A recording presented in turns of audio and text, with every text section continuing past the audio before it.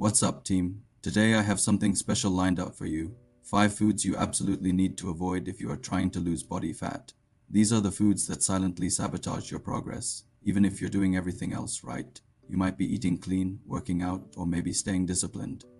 But on the other hand, you could still be storing fat every day if you're not aware of these. Make sure you stay till the end, because I've included a bonus that might surprise you.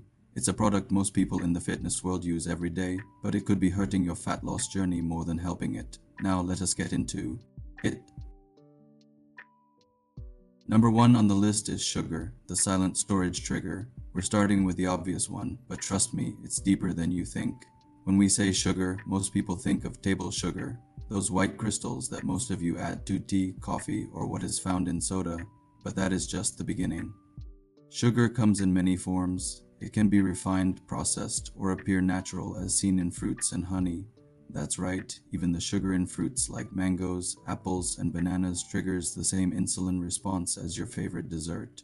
Now here's the science. Every time you eat, your body has a decision to make. Do we burn this food as energy now, or do we store it for later? The hormone responsible for making that decision is called insulin. When insulin is high, your body is in storage mode. In simple terms, that means storing body fat. And guess what triggers insulin the most aggressively? You got it right, it's sugar. The sweeter the food, the sharper your blood sugar rises.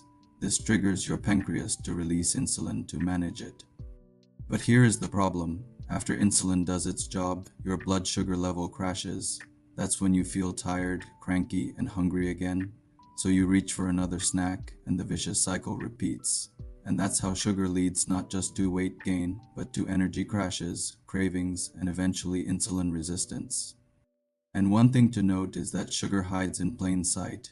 It can also be found in your breakfast cereals, the granola bars, your favorite canned sauces and salad dressings, and even processed meats like flavored chicken or sausages.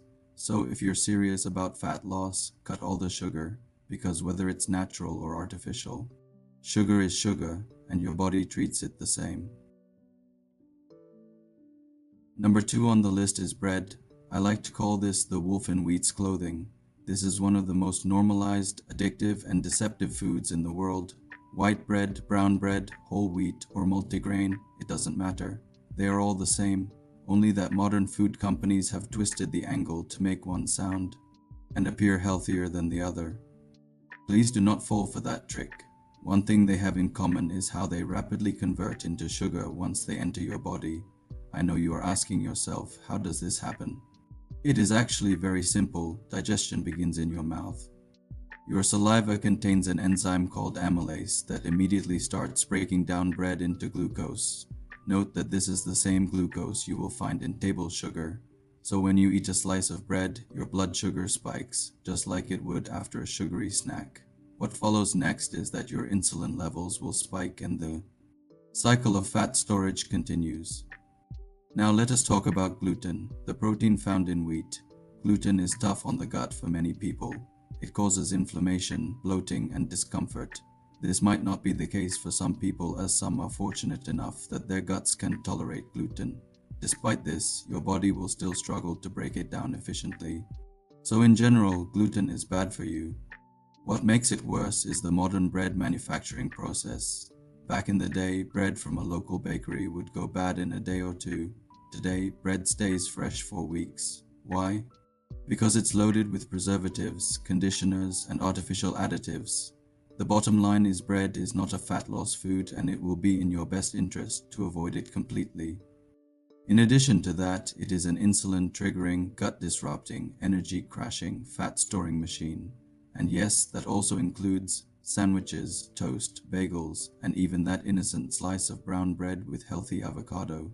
So in summary, if your goal is to shed fat, remove bread from your diet until your body becomes fat adapted. This means that it can efficiently burn stored body fat for fuel. Then, if you really miss it, you can reintroduce small amounts occasionally after you have achieved your fat loss goals. Number 3 on the list is rice. In my books, this is the blood sugar bomb you never saw coming. Rice is a very tricky subject, and I get so much backlash once I mention it. The reason behind the continued backlash is that it's a cultural staple in so many parts of the world. It feels harmless, it feels light, but rice is a high glycemic food and your body treats it like sugar. When you eat rice, may it be white or brown, it gets broken down into glucose very fast. If you have ever worn a glucose monitor, then eat rice, you would notice how dramatically it spikes your blood sugar. Even the so-called healthier brown rice has almost the same insulin response as the white rice. Why? Because the fiber difference is minimal and your body digests it almost the same way. Another myth I would like to burst is, just because it's not sweet doesn't mean it doesn't spike insulin. I understand that rice tastes bland as opposed to other insulin-spiking foods that have a sweet taste. However, in a metabolic point of view, it still acts like sugar. I know you are now wondering what you should do, so listen. If you're deep into your fat loss journey and need carbs for fuel, my advice would be eat black or wild rice, as these two are higher in fiber and their glycemic load is lower. But if you're still trying to break past your fat loss plateau, it's best to ditch rice entirely for now. Remember, your goal is not just to eat fewer calories. Your goal is to avoid foods that trigger fat storage. And rice is one of them. Number 4 on the list is low-fat products. This is the biggest lie in the food industry. You've been sold a lie. The idea that eating fat makes you fat is outdated, misleading, and flat out wrong. Most people still fall for labels like low-fat, fat-free, and reduced fat. To a common person, these products sound healthy. However, in real sense, they are actually ultra-processed chemical storms. See, when companies remove fat from food, they need to make it taste good again. So what they do is they add additives such as sugar, corn syrup, artificial sweeteners, thickeners, stabilizers, and a long list of unpronounceable additives. These foods don't nourish your body, they confuse your hormones, disrupt your gut, and often spike insulin even more than the original full-fat version. Here's the truth. Natural fats are essential for hormone function, metabolism, brain health, and ironically, fat loss. Yes, I said fat loss. Low-fat yogurts, low-fat snacks, fat-free cookies, low-fat shits. They're not real food. So next time you're tempted to grab that guilt-free label, flip the package over. Look at the ingredients list. If you see a science experiment instead of simple, whole food ingredients, put it back. I always insist, if you can't pronounce it, do not consume it. Eat real fats from real foods such as eggs, avocados, olive oil, nuts, ghee, and fatty fish. So listen and listen carefully, real fat does not make you fat, but fake foods will for sure make you fat. Lastly, we have fruit and honey, very natural but not innocent. Here's where it gets controversial. Yes, fruit is natural. Yes, it has vitamins and antioxidants, but let's not forget it's still sugar. And if your goal is fat loss, you have to be extremely careful with fruit. Fruits are loaded with fructose, a type of sugar that is processed in the liver. Unlike glucose, fructose doesn't raise blood sugar immediately. However, it still contributes to fat gain by overloading the liver, promoting insulin resistance and triglyceride accumulation. Excess fructose, even from natural sources like fruit and honey, is one of the fastest ways to ruin your insulin sensitivity, a very crucial key to long-term fat loss. And here's the part most people miss. Just because something is natural doesn't mean it's helpful during a fat loss phase. That's why bodybuilders, especially those struggling to lose fat, often cut fruit entirely during contest prep. Please do not get me wrong, I am not anti-fruit. Once you're leaner and metabolically flexible, you can absolutely enjoy fruit again, especially seasonal and local fruits in moderation. But during fat loss, I recommend sticking only to berries. Why? Because they are lower in sugar, higher in fiber, and less likely to spike insulin. As for honey, the only time I'd recommend it is for someone dealing with bacterial issues where honey's antibacterial properties can help, but metabolically speaking, it's still sugar, period.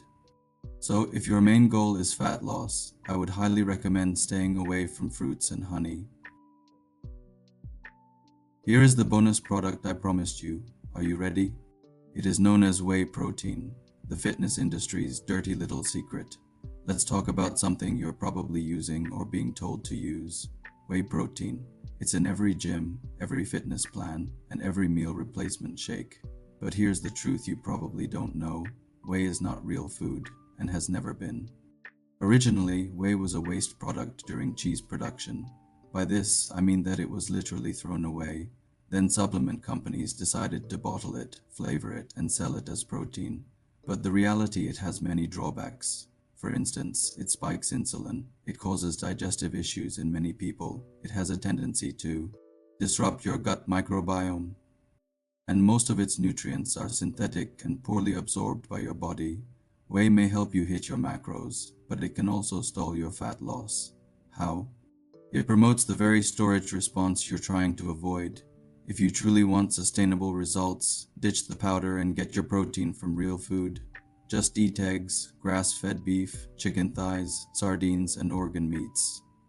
They're nutrient-dense, satisfying, and don't come with the side of bloating. So my fellow humans, whey is not food. Ditch it. As I conclude, my final advice to you is, you don't need to starve yourself to lose fat. You just need to stop eating the foods that tell your body to store fat. Ditch all the sugar, bread, rice, so-called low-fat products, fruits, and honey. And yes, before you think I forgot, even whey protein, eliminate them all. They have no use in your body. Now if you're ready to stop guessing and finally take control of your fat loss, we have created a complete 3-month program that walks you step by step. It's called Beyond the Scale, and it's helped hundreds of people lose 10 to 12 kilograms and transform their health within 12 weeks. The best part is that it comes without strict calorie counting, hunger, or expensive supplements. I have left a link in the description to make it easier for you to access the guide and start your transformation. And if you got value from this video, like it, share it, and subscribe. That way we can keep making content that actually helps. Thanks for watching, and I'll see you in the next one.